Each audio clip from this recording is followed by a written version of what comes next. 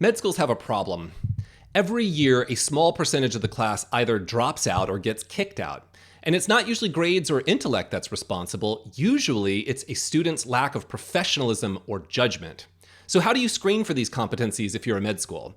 The first would be secondary essays and interviews, especially the MMIs and acting stations. The second would be little things, including update letters and thank you notes and all of your interactions with the admissions staff. But the third way is to use the CASPer, and many med schools do. It's about 44 US MD schools, or about 30% of all MD schools. And how it works is you take the test, it's an hour.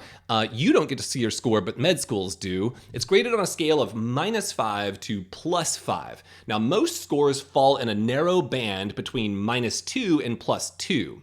So how do med schools use these results? First, some med schools are still testing the CASPer and they don't use your scores at all. That's particularly true for the newest CASPer products, the Snapshot and Duet, which med schools are still trying to figure out exactly how to use. The second way is some medical schools are searching for diamonds in the rough. So they're looking for people with particularly good CASPer scores that would be indicative that they'll be excellent healthcare professionals.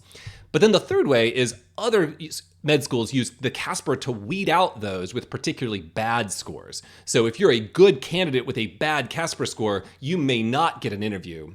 And what's so annoying about all of this is because you don't know your CASPer scores, you have no idea which category you fall into. So my recommendation is that you practice. And if you need access to CASPer, just respond in the comments and we will give you a free practice CASPer sample station on our blog at savvypremed.com. So I hope that helps you at least start to get familiar with this test and start to realize where it is you fall in the grand scheme of things.